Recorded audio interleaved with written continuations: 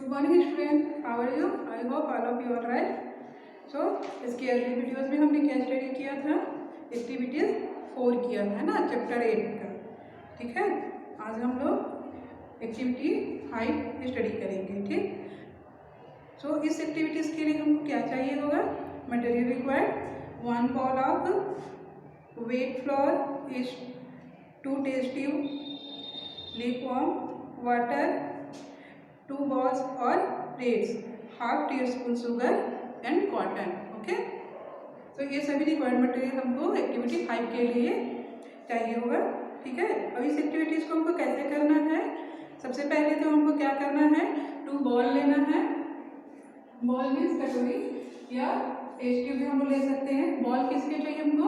Wait floor जो है उसको गूंदने के लिए चाहिए होगा. ठीक है, तो हम लोग क्या करेंगे? सबसे पहले तो आप लोग अपने बुक में देखेंगे इस तरह से टेस्ट ट्यूब बना हुआ है, 2 टेस्ट ट्यूब बना हुआ है. ठीक है, और इस टेस्ट ट्यूब के अंदर हमने क्या किया है? फ्लोर बॉल्स जो है बना करके उसमें ऐड किया. ठीक है, टेस्ट ट्यूब जो है हमारा उसको हम क्या करेंगे और ऊपर से कॉटन प्लग से इसको हम लोग क्लोज कर देंगे. टेस्ट ट्यूब में कौन सा है? A and B. तो इस एक्टिविटीज को करने के लिए हम क्या करेंगे? सबसे पहले तो हम अपने हैंड को अच्छे से क्लीन एंड ड्राई कर लेंगे और divide wait floor into 2 balls. जो वेट फ्लोर है उनको हम 2 बॉल्स में क्या करेंगे? डिवाइड कर लेंगे. और जो है फर्स्ट जो बॉल्स है उसमें 1 teaspoon of east in both balls. ठीक है, and name them is A and B. Now add half teaspoon sugar in ball A, add water to B ball floor and make soft ball of it. Now make ball of a ball floor also. Now put these balls into 2 different test tube and mark them. Label each test tube accordingly as A and B. Observe every 10 minutes and mark the rising of the balls on the test tube. Okay, हमको क्या करना है? सबसे पहले अपने हाथ को अच्छे से हैंड्स को क्लीन एंड क्या करना है? प्रॉपरली ड्राई कर लेना है. और 2 बॉल्स लेंगे जिसमें हम हाफ बॉल्स वेट फ्लोर्स को डिवाइड कर लेंगे. फर्स्ट जो बॉल्स है उसमें हमको सबसे पहले तो जो दोनों बॉल्स में 1 टीस्पून शुगर ऐड करना है. ओके, एंड देन जो फर्स्ट बॉल्स है, जैसे मान लो कि हमने ये क्या किया? 2 बॉल्स लिया है, इसमें A एंड B हमने इसको स्केचअप कर दिया. ठीक है, इसमें हम क्या ऐड करेंगे? दोनों में 1 teaspoon sugar. Okay, after first जो बॉल्स है इसमें हम हाफ टीस्पून क्या ऐड करेंगे? ईस्ट. एंड जो सेकेंड बॉल है उस वेट फ्लोर को वार्म वाटर के साथ गूंथेंगे. ठीक, इस तरह से हम सॉफ्ट बॉल्स क्या करेंगे? प्रिपेयर कर लेंगे. एंड 2 अलग अलग हमने टेस्ट ट्यूब लिया है. दोनों में हमने फर्स्ट एक जो टेस्ट ट्यूब है इसमें हम क्या करेंगे? जो फर्स्ट बॉल का वेट फ्लोर का हमने जो बॉल्स रेडी किया है उसको इसमें हम फिल करेंगे. Okay, and second test tube में क्या करेंगे? जो हमारा बॉल्स है सेकेंड भी उसमें जो हमने वेट फ्लोर का बॉल्स प्रिपेयर किया था, रेडी किया था, उसको हम इसमें ऐड करेंगे. ठीक, तो स्टूडेंट्स जो फर्स्ट टेस्ट ट्यूब है इसमें किस कौन कौन सा मटेरियल्स हमने ऐड किया है? बॉल्स में जो हमने वेट फ्लोर का बॉल्स रेडी किया इसमें क्या क्या ऐड किया था? 1 teaspoon sugar and half teaspoon east. Okay, and second में ओनली क्या किया? हमने 1 टीस्पून शुगर ऐड किया और दोनों को हमने कॉटन प्लग से क्या किया? क्लोज कर दिया. ठीक है, अब 10 मिनट्स पर 10 मिनट्स हमको ऑब्जर्व करना है कि इनमें क्या चेंजेस होते हैं। ठीक, इसके बेस पर हमको कुछ ये जो क्वेश्चन दिए हुए हैं हमारे बुक में उनको आंसर करना है। ठीक है, तो फर्स्ट क्वेश्चन क्या है हमारा, सबसे पहले तो जब हम इसमें इस बॉल जो वेट फ्लोर का बॉल हमने रेडी करके इसमें ऐड किया है, उसके बाद हम क्या करेंगे, एक मार्क कर लेंगे टेस्ट ट्यूब में। ओके, और इस तरह से हम इसको हर पर 10 मिनट्स आफ्टर जो है ऑब्जर्व करेंगे इसमें क्या चेंजेस होते हैं, जिसमें से बुक में जो हमारे क्वेश्चन दिए हैं उसको ऑब्जर्व करते हुए क्या करना, हमको फिल करना है। फर्स्ट क्वेश्चन क्या है, in which test tube has the flour risen more, what may be the causes. तो किस टेस्ट ट्यूब में जो फ्लोर है वो सबसे ज़्यादा क्या होता है, रिजन होता है, एंड इसके कारण क्या है इसको हमको बताना है। ठीक, और नेक्स्ट जो होगा वो क्या होगा, क्वेश्चन हमारा क्या है next, how has adding sugar to the flour affected the raising of the floor, and third question, is any special food item needed for yeast to multiply. Fourth question is, from where did the air come to inflate floor wall. Okay, चलिए next पहले हम लोग जो है इसको study कर लेते हैं। सो स्टूडेंट्स, हम लोग जानते हैं इससे पहले हमने स्टडी किया है कि ऑल लिविंग ऑर्गेनिज्म जो होता है उनको फूड की ज़रूरत पड़ती है, फूड, वाटर एंड एनर्जी की ज़रूरत पड़ती है। ओके, तो जो ईस्ट होता है वो भी क्या है, एक लिविंग ऑर्गेनिज्म है, जिसके कारण उसको भी फूड चाहिए होता है। ठीक, तो यहाँ पर जिस बॉल में हमने क्या किया था, ईस्ट ऐड किया था, ये क्या करता है, शुगर को ब्रेक डाउन करता है और फूड शुगर को क्या करता है, फूड प्रोवाइड करने के लिए ब्रेक डाउन करता है। यहाँ पर एक केमिकल रिएक्शन होता है विच कॉल्ड इज फर्मेंटेशन। ओके, और फर्मेंटेशन जो प्रोसेस है उस प्रोसेस के थ्रू यहाँ पर क्या होता है, शुगर ब्रेक डाउन होता है और ईस्ट को क्या होता है, फूड जो है प्रोवाइड हो जाता है एनर्जी के फॉर्म में, उसको फूड प्रोवाइड हो जाता है इसको, and they release carbon dioxide gas. Okay, तो टोटली इस प्रोसेस को क्या कहा जाता है, विच कॉल्ड इज फर्मेंटेशन। अगेन मैं आप लोग मैं रिवाइज कर रही हूँ, what is fermentation. So fermentation वह प्रोसेस है जिसमें ईस्ट क्या करता है, शुगर को ब्रेक डाउन करता है, जिसके थ्रू उसको एनर्जी प्रोवाइड होती है, एंड इस प्रोसेस के थ्रू कार्बन डाइऑक्साइड गैस जो है रिलीज होता है। Okay,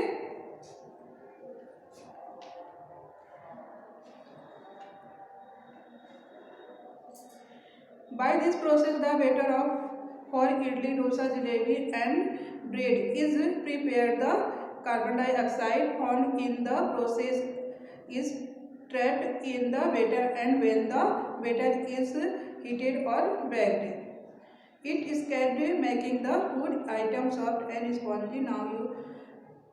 Now why bread is softy and spongy. So इस प्रोसेस के थ्रू ही जो हम अपने घरों में इडली, डोसा, जलेबी वगैरह का बैटर्स तैयार करते हैं, प्रिपेयर करते हैं, तो उसमें क्या होता है, उसमें फर्मेंटेशन का प्रोसेस होता है, जिसके कारण जो हम फूड मटेरियल्स प्रिपेयर करते हैं जैसे इडली, डोसा, जलेबी, इन ये सभी बहुत ही सॉफ्ट और स्पॉन्जी बनता है। ठीक है, तो come let's us see which gas this there in the walls of our. तो अभी जो हमने क्वेश्चन स्टडी किया था इसमें, तो इसका आंसर आप लोग को मिल गया होगा। और जब हम इस एक्टिविटीज को कर रहे थे तो ये जो फर्स्ट टेस्ट ट्यूब है, किस टेस्ट ट्यूब का जो है फ्लोर सबसे ज़्यादा फूलता है और वो बाहर की ओर आता है, और क्यों होता है ऐसा बताइए। Test tube A. ठीक है, इसका जो फ्लोर बॉल्स हमने तैयार किया था वो सबसे ज़्यादा फूलता है, और क्या होता है इसमें कार्बन, इसका कारण क्या है, रीजन क्या है, कार्बन डाइऑक्साइड। यहाँ पर एक प्रोसेस होता है विच कॉल्ड इज फर्मेंटेशन, और उस प्रोसेस के थ्रू यहाँ पर जो है कार्बन डाइऑक्साइड गैस रिलीज होता है, जिसके कारण इसमें जो हमने वेट बॉल्स को ऐड किया था वो अधिक फूलता है। ठीक है, नेक्स्ट है how as adding sugar balls जो ए है उसमें हमने शुगर ऐड किया था, तो उसमें जो आटा खोलता है उसका उस पर क्या इफेक्ट पड़ता है। तो शुगर ऐड करने से इसमें क्या इफेक्ट पड़ा, यदि हम जो बॉल्स है इसमें शुगर ऐड नहीं करते तो ईस्ट क्या है शुगर को ब्रेक डाउन कर पाता। यहाँ पर जो फर्मेंटेशन का प्रोसेस होता है वो किसके थ्रू होगा, शुगर हमने यहाँ ऐड किया, ठीक है। तो ईस्ट जो है शुगर को क्या किया, ब्रेक डाउन किया और फर्मेंटेशन का जो प्रोसेस है वो यहाँ पर एराइज होता है। इसके कारण क्या होता है, कार्बन डाइऑक्साइड गैस रिलीज होती है और ईस्ट को एनर्जी जो है प्रोवाइड होता है, ठीक। थर्ड क्वेश्चन, ईस्ट को मल्टीप्लाई करने के लिए क्या किसी एक स्पेसिफिक फूड मटेरियल्स की जरूरत पड़ती है। तो यस, किसकी जरूरत पड़ती है, हमने यहाँ ईस्ट क्या देखा एक्टिविटीज में, ईस्ट किसके थ्रू अपना फूड जो है सॉरी फूड अचीव करता है या मल्टीप्लाई होता है, किस कारण से होता है, यहाँ पर जो शुगर ने ऐड किया था उसमें फर्मेंटेशन का प्रोसेस होता है, ओके। यदि हम यहाँ पर शुगर ऐड नहीं करते तो फर्मेंटेशन का जो प्रोसेस है वो कम होता, जितनी क्वांटिटी में होनी चाहिए थी उतना नहीं होता, ठीक। नेक्स्ट है, जो बॉल्स हमने रेडी किया था वेट फ्लोर का, उसको फुलाने वाली हवा कहाँ से आई। तो सबसे पहले बात जो यहाँ पर टेस्ट के फर्स्ट में जो बॉल्स फूलकर बाहर आ जाती है वो कहाँ से, उसमें जो गैस है वो कहाँ से आती है, जो फर्मेंटेशन का प्रोसेस होता है उस प्रोसेस के थ्रू कार्बन डाइऑक्साइड गैस क्या होता है, रिलीज होता है, ठीक है। नेक्स्ट, तो इस तरह से जो ईस्ट है वो क्या है, बहुत सारे। नेक्स्ट एक्टिविटीज हम देखते हैं, एक्टिविटी 6। इस एक्टिविटीज को करने के लिए हमको क्या क्या चाहिए होगा, 6 test tube stand, 3 balloons, yeast, sugar and jaggery फिनाइलिन का बेसिक सॉल्यूशन एंड कॉटन, ठीक है। तो इसके लिए लेवल है 3 टेस्ट ट्यूब लेंगे और उसको भी लेवल कर देंगे, बेंड लेवल करेंगे। लेवल्स में हम उसको क्या नाम देंगे, A, B एंड C, ओके।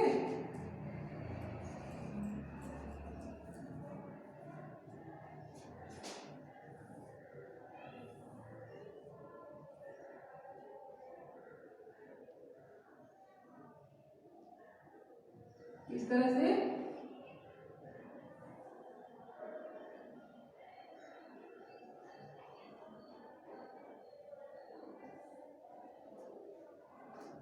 टेस्ट ट्यूब लेंगे और उसको वेल लेवल कर देंगे हम लोग A, B एंड C। Take the little water and each 2 teaspoon sugar in test tube and A and B। Add a small pieces of jaggery also in test tube। B, now add yeast and the test tube। यहाँ पर जो हमने test tube लिया है A, B एंड C, सबसे पहले तो हम इसमें क्या करेंगे, कुछ वाटर फिल करेंगे, ठीक है, सम वाटर फिल करेंगे।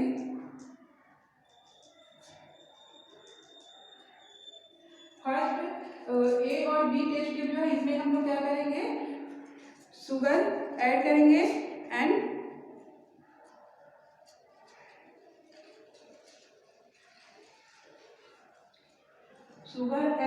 क्या इसमें करेंगे, 1 स्मॉल पीसेस जैगरी ऐड करेंगे, ठीक है।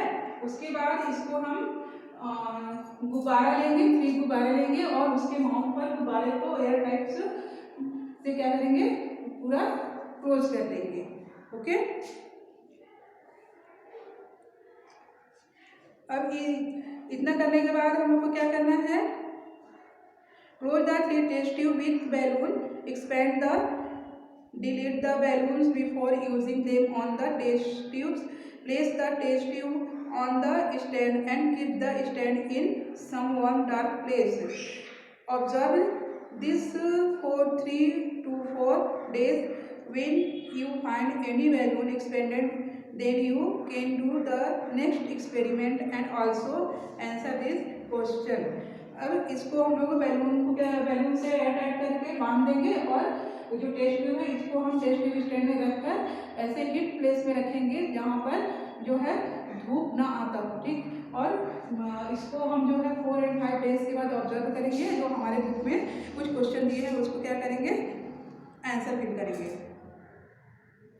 Now we have to see which gas in filled in the balloon. Take 3 more the test tube. Fill each about 1/4 part with alkaline phenolphthalein solution.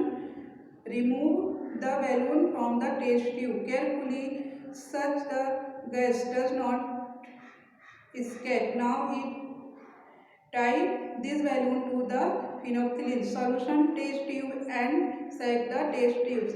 Note with the test tubes phenolphthalein solution has a genuine color. इसके बाद हम next क्या करेंगे, हमने इस experiment के लिए 6 test tube लिया था जिसमें से 3 टेस्ट ट्यूब को हमने फिल कर दिया एंड जो अदर 3 टेस्ट ट्यूब है उसमें हम क्या करेंगे, फिनोल्फथलीन्स का सॉल्यूशन जो है ऐड करेंगे और उसको यहाँ पर जो फर्स्ट हमने 3 टेस्ट ट्यूब लिया है इस बैलून को हटाकर इसमें जो गैस बह रहा है उसको चेक करने के लिए क्या करेंगे, जो फिनोल्फथलीन ऐड किया है जिस टेस्ट ट्यूब में उसको हम इसके ऊपर ऐसे करके और ऐसा मतलब इसके ऊपर हम लोग फिट करेंगे कि इसमें जो गैस फॉर्म हुआ है वो बाहर लीज न होने पाए। और उसके बाद हम दोनों टेस्ट ट्यूब को सेट करेंगे और ऑब्जर्व करेंगे कि इसमें किस टेस्ट ट्यूब में कलर चेंज होता है, ठीक है। उसके बाद you know that by fermentation process wine, beer and vinegars is prepared. There are other uses of fungi also. आप लोग जानते हैं सभी कि जो फर्मेंटेशन प्रोसेस होता है उसके थ्रू ही beer and vinegar and wine से सभी जो है प्रिपेयर किए जाते हैं। There are other uses fungi also. इसके अलावा और भी जो अदर्स यूजेस है उन फंगाइज का किया जाता है। कुछ फंगाइज ऐसे होते हैं, हमने इसके पहले लाइफ क्लास में स्टडी किया है, जो हमारे लिए क्या होते हैं, यूजफुल होते हैं, जिनको हम वेजिटेबल्स के फॉर्म में यूज करते हैं। जस्ट लाइक का एग्जांपल क्या था, मशरूम है ना। तो मशरूम में क्या होता है, बहुत ही मात्रा में न्यूट्रिएंट्स एंड प्रोटीन्स हमको मिलता है जिसके कारण हम उसको वेजिटेबल्स के फॉर्म में यूज करते हैं। बट कुछ फंगाई ऐसे भी होते हैं जो यूजफुल होने के साथ साथ हार्मफुल भी होते हैं। जैसे कुछ जियार्ड्स एंड कुछ फंजाई ऐसे होते हैं जो हमारे फ्रूट्स वेजिटेबल्स इन सबको क्या करते हैं, खराब कर देते हैं। तो ये सब क्या है, हार्मफुल फंजाई होते हैं। ओके, इसके लिए एग्जांपल एक आप लोग के बुक में दिया हुआ है, फंगस एंड पोटैटो। तो यह क्या हुआ था यहाँ पर, fungus can also destroyed crops and plants. You may be surprised to know that in the 19th century the potato crop of Ireland was completely destroyed by a parasitic fungus, and there was famine because potatoes are the staple food of Irish. Due to this famine, many lost their lives of hungry. एक 19th century में जो Ireland है वहाँ पर एक जो potatoes होते हैं, खेती होती है पोटैटोस की, वहाँ पर पैरासाइटिक फंगस के कारण वहाँ का पोटैटोस जो है पूरी तरह से डिस्ट्रॉयड हो गए थे, जिसके कारण वहाँ के बहुत सारे लोग जो है हंगरी भूख के कारण क्या हुए थे, डेथ कर गए थे, मर गए थे, है ना। तो इस तरह से जो फंगस हैं वो बहुत सारे फंगस हमारे लिए इम्पोर्टेंस तो होते ही हैं, वहीं पर वो क्या होते हैं, हार्मफुल भी होते हैं। देन नेक्स्ट पॉइंट है हमारा प्रोटोजोआंस। तो प्रोटोजोआंस क्या है, जैसे अभी तक हमने क्या क्या स्टडी किया है, एल्गी, फंगई, ठीक है, और थर्ड जो है वो प्रोटोजोआंस है। तो जिस तरह से एल्गी फंजाई जो है हमको ये सभी जगह प्रोवाइड हो जाते हैं, उसी तरह से प्रोटोजोआंस भी जो हैं वो water, soil, plants, animal bodies in सभी के में प्रेजेंट होते हैं और इन पर हमको देखने को मिलते हैं। कुछ प्रोटोजोआंस के स्ट्रक्चर भी आपके बुक में दिए हुए हैं। तो कुछ प्रोटोजोआंस ऐसे होते हैं जो वाटर्स में पाए जाते हैं और उनमें थ्रेड लाइक स्ट्रक्चर प्रेजेंट होता है। जो थ्रेड लाइक स्ट्रक्चर होगा वो वन या क्या होंगे, मोर देन वन या एक से अधिक होंगे। और ये जो थ्रेड लाइक स्ट्रक्चर होता है वो प्रोटोजोआंस को वाटर में मोशन करने में हेल्प करते हैं। वो ये तो थ्रेड लाइक स्ट्रक्चर जो होता है इनके थ्रू वो क्या करते हैं, वाटर में इधर उधर मोशन कर सकते हैं। Okay, you know the malaria disease is caused due to the bite of female anopheles mosquito. You may be surprised to know that this mosquito is a carrier of malarial germ of protozoa named Plasmodium. The mosquito carries this former disease person to a healthy person. आप लोग जानते हैं कि malaria disease जो होता है वो क्यों होता है। मलेरिया डिजीज जो है मादा एनाफिलिस मॉस्किटो के काटने से होता है, ठीक है। लेकिन आपको ये जानकर और भी आश्चर्य होगा या और भी आप क्या होंगे,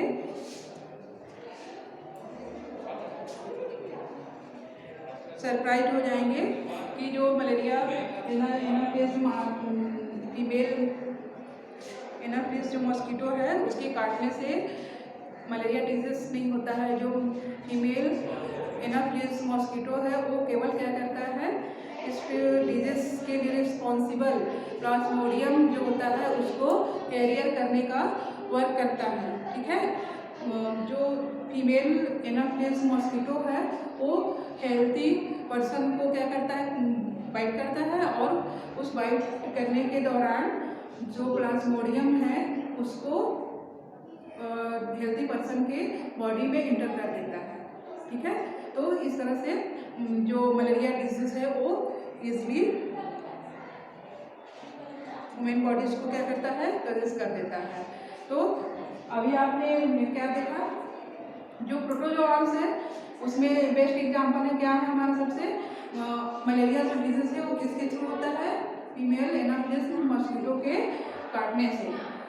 बट हम ऐसा सोचते हैं कि फीमेल एनाफिलिस जो मॉस्किटो है उसको काटने से मलेरिया डिजीज होता है, लेकिन ऐसा नहीं है। जो मॉस्किटो है वो ओनली उसको ट्रांसफ़र करता है ना, उसके जो कारक है मतलब फैक्टर्स हैं, मलेरिया के जो फैक्टर्स है प्लाज्मोडियम उसको क्या करता है, ट्रांसफ़र करता है ह्यूमन बॉडी में, है ना।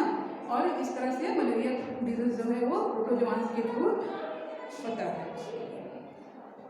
कुछ और भी प्रोटोजोआंस हैं जैसे एंट अमीबा एंड जियार्डिया, ये सभी भी जो है डिजीज जो है एनिमल्स एंड ह्यूमन बॉडीज को इफेक्ट करते हैं। दे कैसेस कम कॉमन डिजीज लाइक डिसेंट्री, एक कॉमन डिजीज है डिसेंट्री जो एंट अमीबा के थ्रू होता है, ठीक है। तो इस तरह से आज हमने 3 टॉपिक स्टडी किया। नेक्स्ट वीडियो में नेक्स्ट टॉपिक हम स्टडी करेंगे। Thank you.